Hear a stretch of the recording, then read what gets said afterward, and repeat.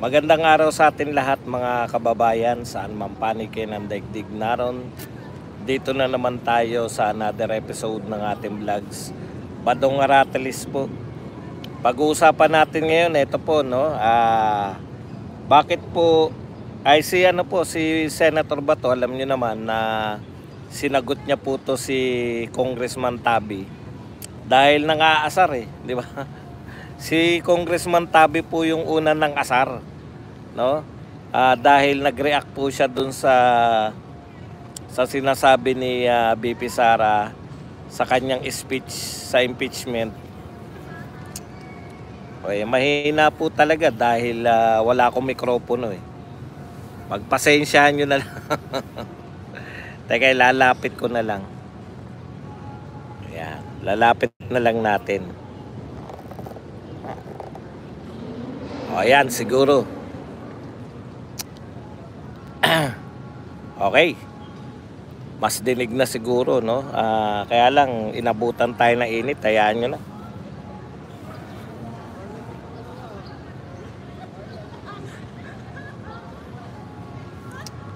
Okay, so, yung nag-aasaran sila.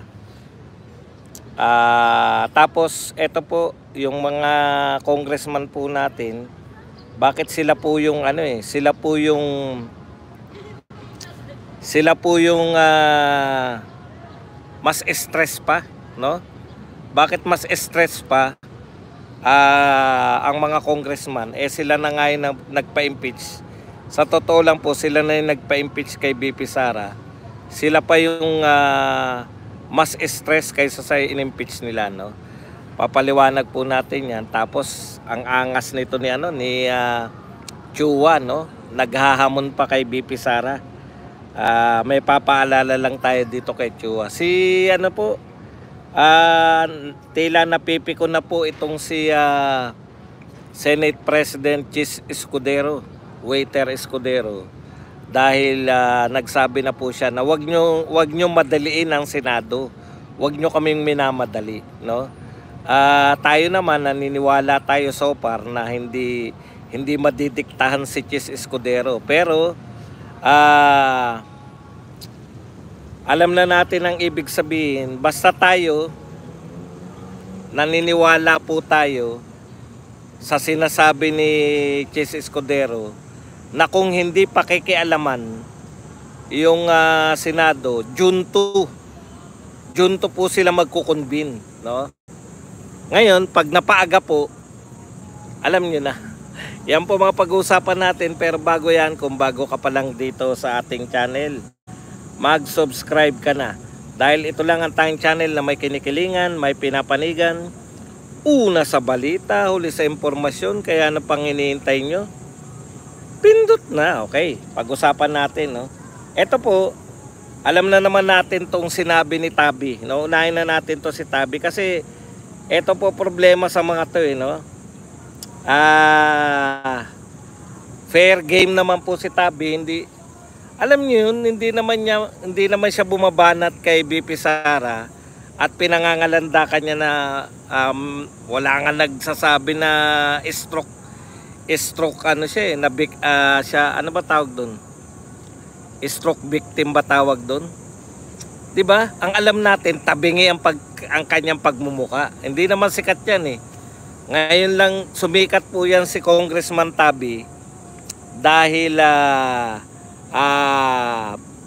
siya po yung nag-sponsor ng unang impeachment kay BP Sara, no? Yun lang po kinasikat niyan. Hindi po natin alam kung ano ang cause ng kanyang pagiging tabingi.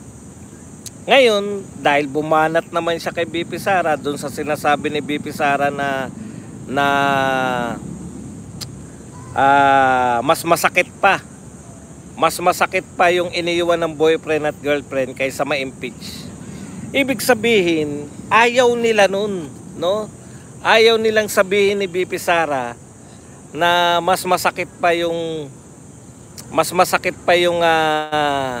iniwan ng boyfriend at girlfriend, yung jowaan. Kaya sumagot to si Tabi ng jowaan. Hindi naman to tungkol sa jowaan, kundi ek. So ibig sabihin wala pong kaabog-abog, babanat siya kay BP Sara. Hindi naman niya pinagmamakaawa yung sarili niya na stroke siya. 'Di ba? Akala kasi ng mga kaibigan nito ni Congressman Tabi, napapabuti yung kalagayan niya, no? Bumabanat siya bilang congressman, bumabanat siya bilang isa sa mga nagsusulong ng impeachment. 'Di ba? Walang pakialam yung siya ay na-stroke, walang pakialam yun. Ngayon, siyempre, babanatan din siya dahil bumabanat siya eh. Alam naman natin lahat na si Senator Bato ay isa po sa mga talagang solid supporter ng mga Duterte yan. 'Di ba? Kung papansinin natin, isa yan sa mga nakasuhan sa ICC. O by the way pala, bago ko lang makalimutan. Yung kung nagtataka kayo bakit tahimik na po ngayon yung mga fans club ng ICC dito sa Pilipinas, natakot na po yung mga yan.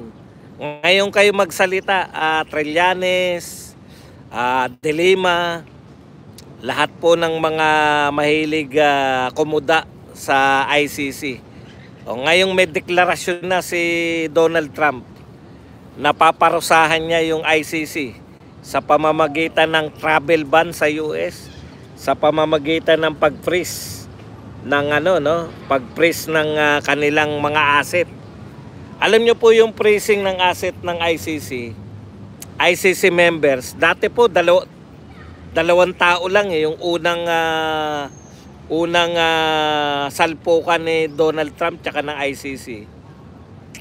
Alam niyo po, nung unang salpukan po, tao lang. Ngayon po, lahat po ng miyembro ng ICC, no?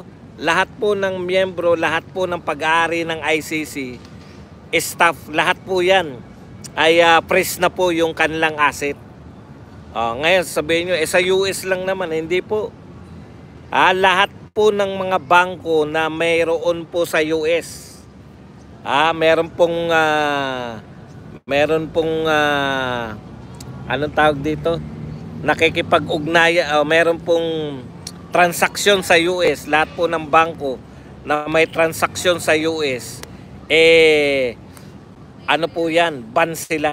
Karamihan po ng bangko meron tapos po yung travel. Ngayon, hindi lang po yung ICC member, kasama po ron sa executive order ni Trump, paalala lang natin, pati po yung nakikipagtulungan, De Lima, Trillanes, at lahat ng maaangas na ICC ng ICC, pati po mga nakikipagtulungan sa investigasyon ng ICC ay ita-travel ban po nila. Lalo na po dun sa mga kaalyado nila. Kaalyado po tayo ng Amerika, baka nakakalimutan nyo.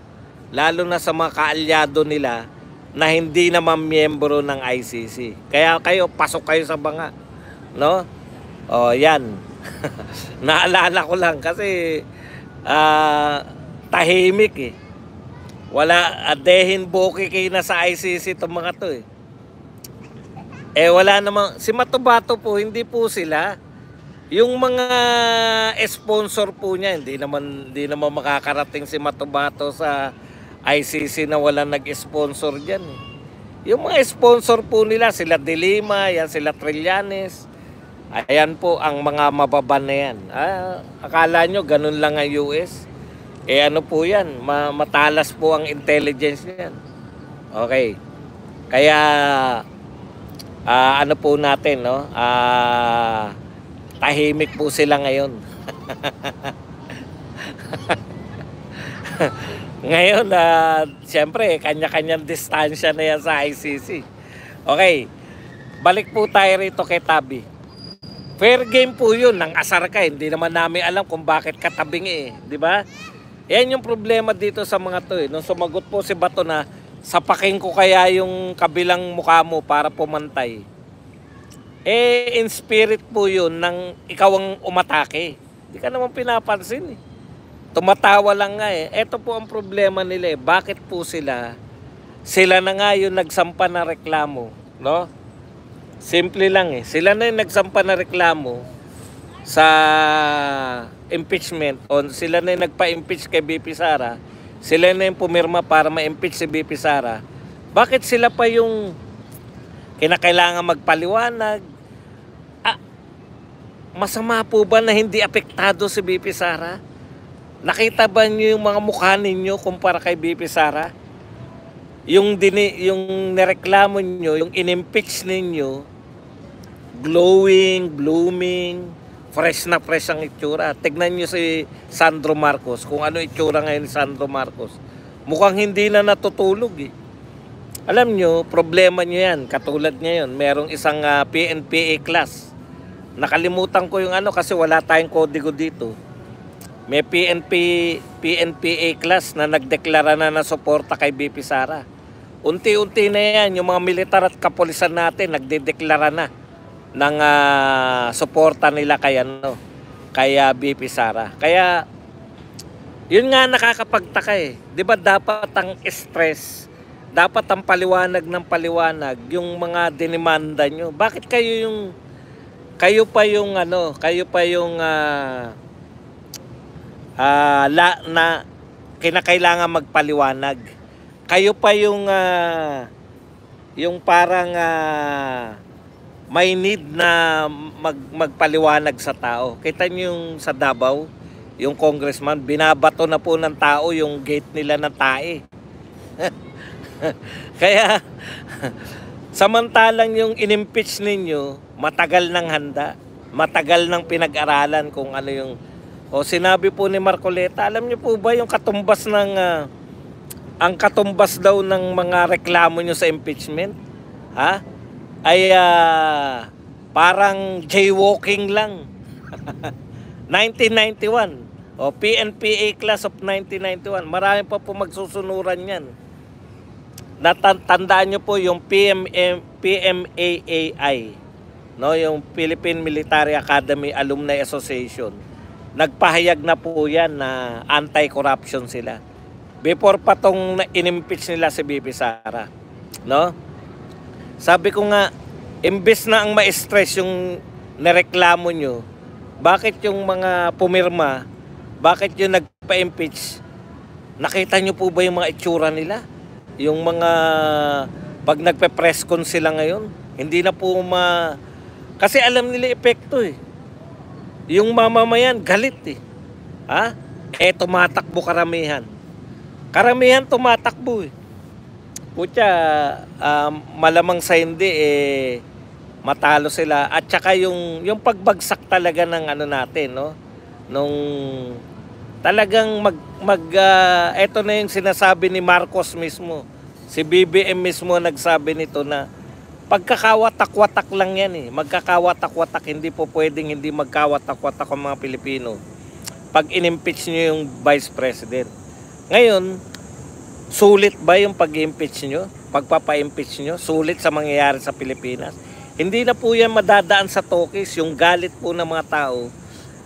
Sa tingin ko ako before nyo impeach si BP Sara, tingin ko mga honestly, siguro ang sigurado lang napapasok mula sa senatorial balls ng mga Duterte, dalawa lang. Yung si Bato tsaka si Bongo. Si Marcoleta tsaka to si Pastor Kibuloy, dahil sa laki ng suporta nila, baka pumasok, no? Halos 4 lang kung tutusin pag sinuwerte. 4 lang. Pero sa ginawa ninyo kay BP Sara, na alam na ng mga tao na pag ang binoto nila ay pro-BBM senator, matutuluyan si BP Sara na matanggal. Pag natuluyan si BP Sara, yun na, nagtagumpay na kayo, no? Kaya ako sa tingin ko, kayo pa nagpalakas sa yung ginawa ninyong impeachment, pagpirma sa impeachment, kayo pa nagpalakas sa mga kandidato ng Duterte. Kasi siyempre kinakampanya namin yan solid, pero be realistic, ang lakas nung pro-BBM eh. Kaya lang dahil sa ginawa ninyo, ang kampanya na ngayon, iboto nyo straight. Dahil pag binoto nyo yung mga pro-BBM na yan, matatanggal sa pwesto si VP Sara. Kaya yung mga dating nag-iisip na Duterte, may mga Duterte po dati, iniisip nila, hindi ko iboboto si Philip Salvador kasi artista. Hindi ko iboboto si Lahinlo, sila Lambino kasi mga baka hindi naman manalo yan, sayang lang ang boto. Ngayon po hindi na. Lahat na sila mag-i-straight. Lahat ng mga Duterte supporter na ngayon mag-i-straight na dahil sa ginawa ninyo. 'Di ba? Dahil sa ginawa ninyo kay VP Sara na ipapa-impeach nyo. Alam nyo, diniscuss ni Senator Marcoleta yung katumbas ng inyong reklamo, jaywalking lang. Parang pinsan lang ng jaywalking. Pinalalala nyo lang, parang jaywalking lang daw yung mga death threat na yan. Ano lang yan, grave threat lang daw yan. Nakamag-anak ng jaywalking, yun pa ang una nila. Ha? Paano mo kakasuhan yun na high crime? Paano magiging high crime yun? Merong, hindi naman siya nag-hire ng assassination na i-assassinate. Kung hindi, nag-hire siya na kung sakaling may mangyari sa kanya. Yun yung pronouncement niya. Mahirap patunayan yan. Sabi nga ni Marcoleta, pinsan lang yan ng jaywalking. Yan lang yung krimen na yan. Jaywalking? Ha? Ibig nyo sabihin, sapat na para ibasura ninyo yung boto ng 32 million dahil lang sa jaywalking. Yung iba naman po, tsamba-tsamba lang nila yan. Katulad po nung sa misuse daw ng confidential fund. Yung COA nga, hindi pa sinabi na nasa initial stage pa lang sila. Pinagsasubmit pa lang ng mga kulang. Tapos irereklamo nyo na kagad. Korte po yan. Sa korte po, hindi na po uubra yung ginawa ninyong investigasyon. Investigasyon nyo nga, hindi nyo na corner si VP Sara eh. Nagmukha nga kayong tanga doon sa investigasyon nyo eh. Straight po natin yan lahat. Okay. Balik tayo rito kay Tabi. Alam nyo, hanggang ngayon sumasagot si Tabi. Tignan nyo. Ito po ang sagot ni Tabi.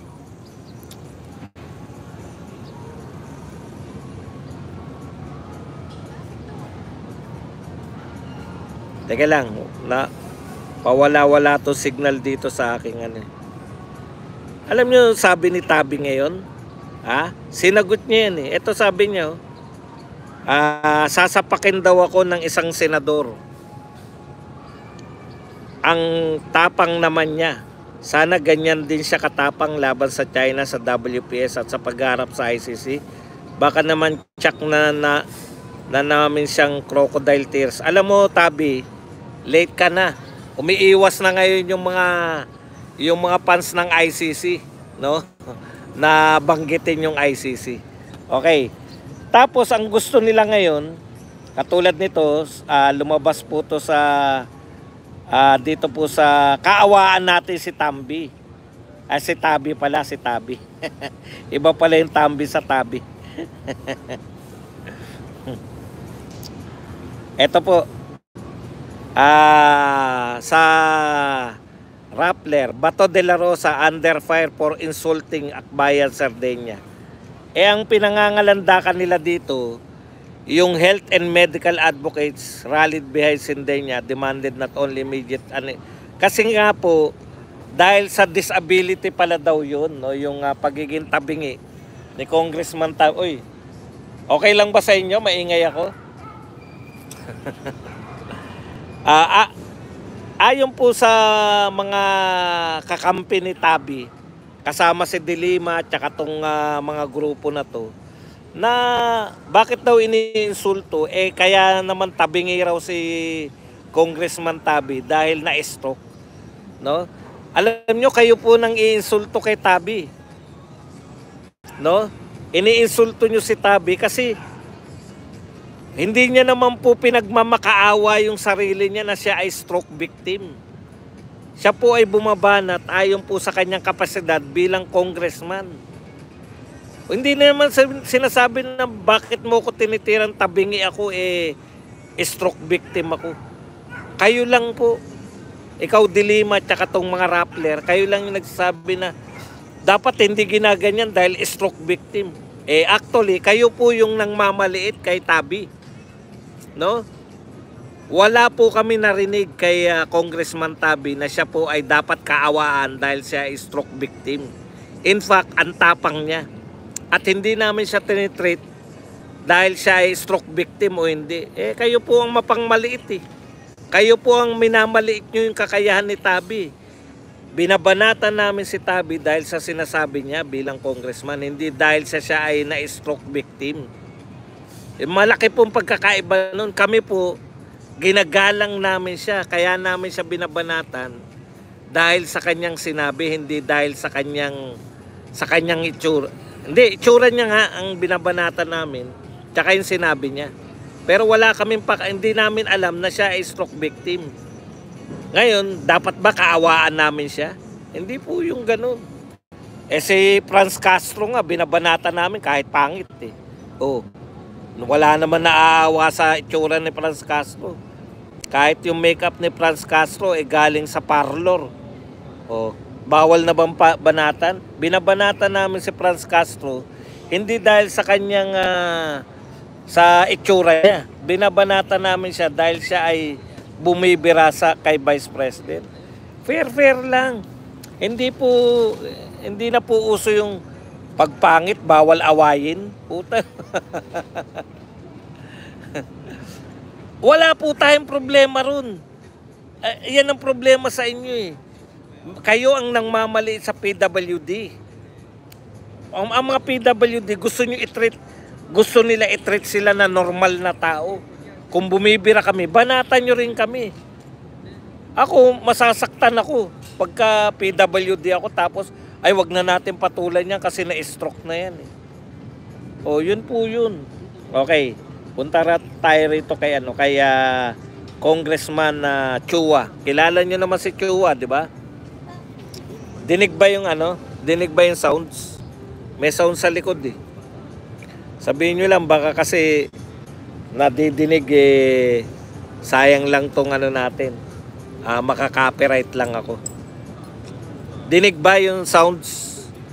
Okay. Kilala niyo si Chua, di ba? Ito po ang sabi ni Chua. Magkita na lang kami sa Senate Impeachment Court. We are ready for her and her antics. Napakatapang naman ni Chua, no? Magkita na lang kami. Ang unang-una, bakit pa na yung press con nyo? Kayong mga congressman, no? Ang dami nyo ngayon sinasabi, ang dami nyong paliwanag ngayon. Ano sabi ni BP Sara? Yung mga pumirma sa impeachment, bakit kinakailangan yung magpaliwanag kung naniniwala kayo sa pinirmahan nyo? Wala kayong dapat ipaliwanag. Panay ang paliwanag nyo ngayon, di ba? Kata-kata eh. Usually defensive dapat yung mga nireklamo, yung mga kinasuhan. Dito baliktad eh. Yung mga nagkaso, yung mga nagkaso, sila yung paliwanag ng paliwanag, preskon ng preskon. Ang konti lang na sinabi ni BP Sara eh. Nagpakita lang siya na sinabi niya lang, alam niyo kung ano sinabi niya lang? God save the Philippines. Tapos hindi siya, mas masakit pa yung nawala ng boyfriend o iniwan ng boyfriend. Sige, punta tayo. Ito pagbabanta to ng napakatapang na tao, no? Magkita na lang kami sa Senate Impeachment Court. We are ready for her and her antics. Alam mo, hindi nyo bahay yung Senate. Paalala ko lang sa iyo, Chua. Hindi nyo bahay yung Senate. Ano ibig ko sabihin dyan? Dumayo sa bahay mo, ikaw ang chairman. Chua, baka nakakalimutan mo. Ikaw ang chairman diyan sa committee na nag-imbestiga, no? Sa House of Representatives. Ikaw ang chairman. dinayo ka ni BP Sara. Paalala ko lang, teka, may ano na, umingay na yung ano. Dinayo ka ni BP Sara dyan sa House of Representatives. Butata ka nga kay BP Sara, hindi ka nakakibo eh. 'Di ba? Bahay mo pa yan, ikaw pa ang chairman. O tapos ngayon mag-iingay ka, sasabihin mo magkita kayo. Magkita kayo ni BP Sara sa Senate, hindi mo bahay yun, hindi ka makakaporma ron. No? Wag, ang problema sa iyo, Chua, maingay. Kaway ka muna rito, mahal. Ito misis ko. Ayan, nag-iikot-ikot. Umingay dun sa sa may pwesto ko. Dahil merong malaking TV na nagbukas. Lipat tayo rito.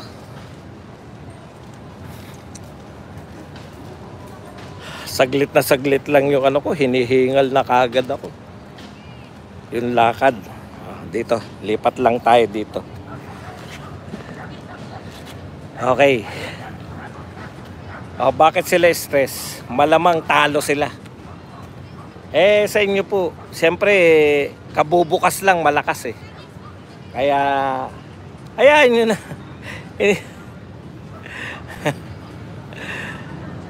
Kaya wala po ko kagabi dahil dumalaw si Mrs. Alam nyo na, may salpukang naganap. Ngayon, naghamon ka na magkita kayo. Di ba? Sa BGC po to, High Street. Naghamon ka ngayon na magkita kayo ni BP Sara. Samantalang nung dinayo ka niya sa HOR, wala ka naman nagawa. Di ba? Wala ka, tameme ka nga eh. Hindi ka naman nakaporma eh. Okay, punta ngayon tayo dito sa dito kay Chis Escudero. Eto lang, yun lang natin itong banat ng People's Tonight. Alam ko itong People's Tonight tsaka yung mga journal group, parang kay yata to eh. Kay Martin yata tong, kung di ako nagkakamali sabi nila, may restricted portion ba ang prepared speech ni BP Sara? Okay. Yung speech ni BP Sara, binasa niya, di ba? Kapag sinabi nila ito lang ang sabihin ko, ang dami nakabantay sa gilid, sabi ni Vice President Sara Duterte. Tignan niya, minasama na naman nila. 'Di ba? Alam po ninyo, impeachment na po. Ibig ko sabihin, si BP Sara po, kinasuhan nyo na. Yung gusto nila kasing palabasin ngayon na may nagdidikta kay BP Sara. Gusto nila sabihin na ang tagal nyo nang kilala si BP Sara di ba? Ngayon lang po nyo sasabihin na may nagdidikta. Talaga?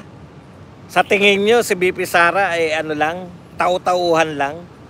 Bobo ba kayo?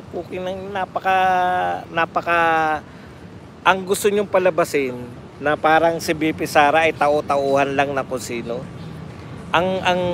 Dahil sa hina ng kukote nyo, kayong mga taga People's Tonight, panay-intriga lang ginagawa nyo. Kung tau-tauhan lang si BP Sara, bakit takot na takot kayo? Nakita nyo ba si BP Sara may binabasa pag sinisita yung mga congressman? Pag binabalatuba niya yung mga congressman sa sarili nilang bahay. Kaya nga galit na galit yung mga congressman sa kanya Pag binabalatuba niya, may nakita ba kayong speech? May nakita ba kayong script na binabasa niya? Kaya ni BP Sara yan. Ang point niya rito, pag sinasabi niya nire-restrict siya ng kanyang mga abogado. Dahil kaso na to, hindi po pwede yung ginagawa ni BP Sara. Doon nga siya kinasuhan Ang mga ikinaso nga sa kanya, yung mga sinabi niya laban kala Marcos, di ba? Yun nga yung banat sa kanya, yung mga sinabi niya, pag ako ginurgur nyo. Anong problema dun? Siya po, kaya niya sinasabi sa speech niya na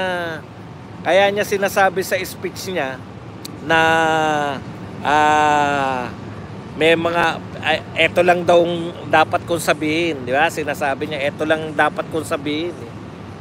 Ayon sa mga abogado niya, para para hindi po siya madagdagan yung ikakaso. Pero niloloko-loko niya nga eh. Alam niya naman po kung ano yung mga hindi niya dapat sagutin at saka yung dapat niya sagutin. Siyempre, nag-iingat po yung mga abogado niya. Diba? Ganun lang po yun. Okay, punta na po tayo rito. Last na po bago sa mga question and answer. Okay. Dito po, sabi ni Chis Escudero, asa na ba yung kay Chis Escudero?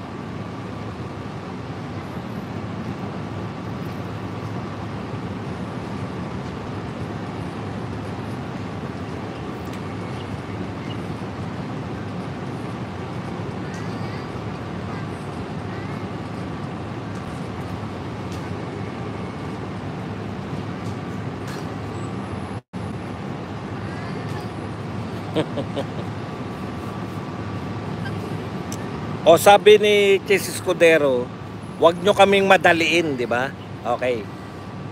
Kasi ang dami na pong pressure sa kanya. Lalo na siyempre yung mga kampo na kaya sila na stress. Bakit po sila na stress? Yun naman pala, i-impeach din naman pala si BP Sara. Pinatagal pa nila, di ba? Last day na nang magre-recess na, tsaka nila pinasa. Ngayon, nagpasya yung Senado na yan ay tatalakayin nila June 2 pa. Ano magagawa nila ngayon? Pinagmamadali. Kesyo kinukot yung Supreme Court, kesyo kinukot yung... Sabi ni Chis Escudero, makinig kayo hindi po automatic sa lahat, sa mga naganap po na impeachment, pagdating po ng impeachment, 2 buwan muna bago nakapagsimula. Hindi po yan kahit po raw sa Constitution. Sila po mag-interpret ng rules nila eh. Mas marunong pa kayo. Sabi nga ni Chis Escudero, tinambayan nyo yan ng 2 buwan eh. Di ba nung ano pa yan? Nung December pa may nagpasa na yan. Sila Tabi, December pa yan eh. Hindi nyo inaksyonan. Pagkatapos, nung umaksyon kayo, gusto nyo ora-orada. Hindi po obra. Sabi ni Chis Escudero, hindi po pwedeng, wag nyo kaming minamadali. Dahil may sarili kaming rules. Kami ang magpapasya kung kailan namin yan isasalang dyan sa impeachment. Tama po yun. Naniniwala po tayo dun. Pag sinabi nilang June 2 sila magkukonvene, June 2. Ngayon, Badong, ang dali mo naman mapaniwala. Hindi rin naman. Bakit mo sasabihin madali ako mapaniwala? Simple lang po yan. Pag nag-start sila, mas maaga sa June 2. Ano po ibig sabihin? Magtatanong tayo kay Chis ng magkano. Di ba? Wala tayong tiwala dyan. Alam natin na baliktarin yan si Chis Escudero. Pero ang question lang dyan, anong magaganap? No? Sabi mo, paulit-ulit ka, June 2 kayo magsisimula mag-convene. Sa June 2 namin in-expect na masimulan yan. No? Pag kayo nagsimula before June 2, ano po ibig sabihin? Magkano cheese? Magkano keso? At sino ang namressure sa'yo? Yun lang po mga kapatid. Yan lang ang ating topic. Pwede na kayo magtanong, pwede na po kayo magbigay ng reaksyon. At higit sa lahat, pwede po kayo magpakape. Huwag po kayo mahiyang magpakape. Yan, tanong-tanong na tayo. Magkano at sino keso? Yan. Pero kung June 2, okay tayo riyan. Wala tayong problema, di ba? Aabot ba si Marcos hanggang June 2? May alam ako. Si beautiful girl Castro pala ang nagmamadali. Hindi lang po. Kaya po sila stress lahat. Bakit po stress yung mga congressman? Nagkukwenta po sila eh. Kung June 2 magsisimula yung Senate, magdidiscuss sila sa rules. Tapos ilang araw yan, tatalakayin nila rules. Tapos ibibigyan nila ng kopya sa BP Sara 10 araw bago sila mag-ano ulit. Kasi bibigyan nila ng time yung in-impeach eh. Di ba? Na makasagot sa mga complaint eh. So bibigyan nila ng 10 days. Ilang araw lang po yung session nila eh. Ilang araw lang po yung session nila ng June, papalitan na yung Senado eh. Kaya stress na stress yung mga congressman.